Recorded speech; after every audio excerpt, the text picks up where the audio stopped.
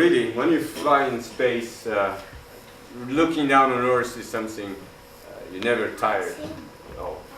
When you do a shuttle flight, you are up for 2 weeks, and it's very intense. You don't get too much time. And when I got time, so it was one of the things I love to do most, and take a lot of pictures. And of course, most we see is blue and white. After all, it's mainly covered by oceans and a lot of clouds. But sometimes you see it is green as well. This is over South America, and what is concerning to you then, though, sometimes you see a lot of smoke coming up from the forest. Deforestation is something which is concerning to the climate. You fly over the Atlantic, it's only 20 minutes, and then you're over the Sahara Desert, and then it goes from green to blue to red. There's a lot of desert on the Earth, and you see them from space. They're not always as boring as you may think. Interesting formations like this mountain in Libya, which you may not appreciate that kind of formation if you're on Earth, but on space. Yellow-brown you also see. This is a national park between Bolivia and Chile. And here's some interesting cloud phenomena as well. These come from that this is close to the Pacific Ocean, and the wind is coming in from there, and then it's the mountains. And these mountain ranges makes the wind go in waves. And then the waves, long waves, they kind of create these streaks of clouds. Or another fascinating colors and shapes in oceans, like this coral reef island outside of Australia. And occasionally you can see human activities on Earth. This is not a piece of art, which you could say. This is actually, what you see here is a river in Africa, Cameroon, Africa. And this is another river coming into it, and it's a dam here. And that has created an artificial lake, and all the arms of the river going up. And then because the sun is very low, you see this sun. So, fascinating things you can see sometimes. However, really, it's nighttime. You see there's a lot of human activities down here. Just past 7 billion, I guess. So nighttime creates a lot of light.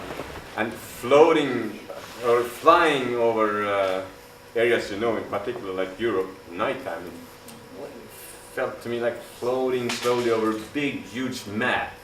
And you had a kind of big dots from big cities and small dots or smaller cities, and often enough you have a lot of small cities along the coastlines, so that's kind of all that marks the coastline. If you haven't figured it out yet, this is southern Italy. Naples there, a big dot, that's a big city. And there Sicily over there.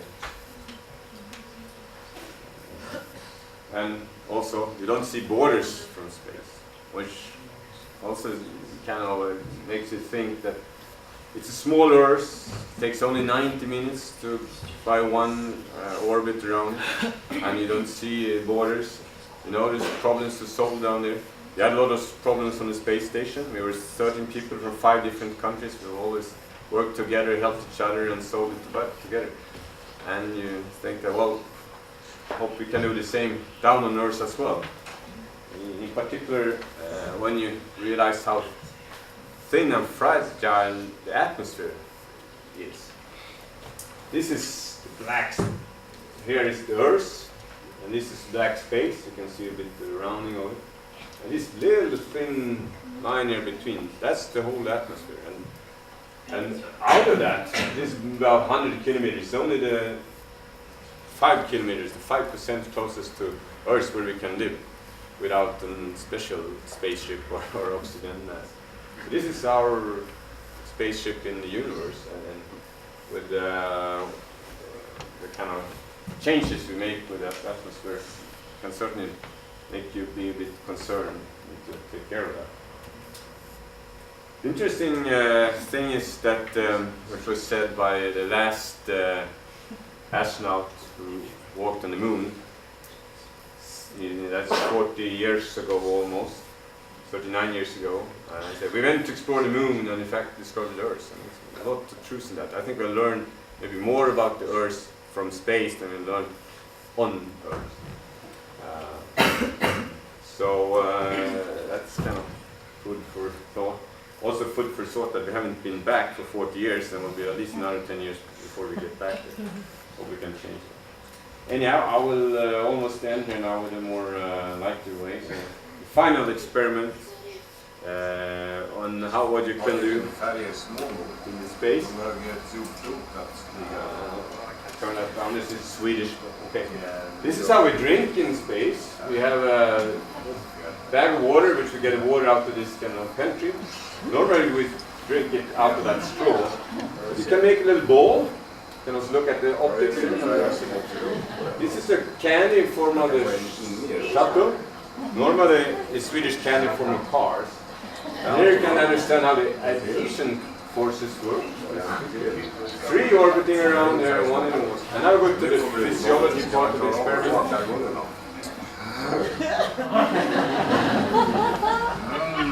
Yeah, tastes fine, good.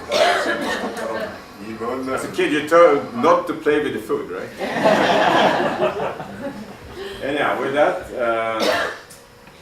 my fellow space survivors, which I talked about here, some of them, and another space survivor, but he needed a spacesuit. We'd like to thank you so much for us, and should be time for questions, I guess.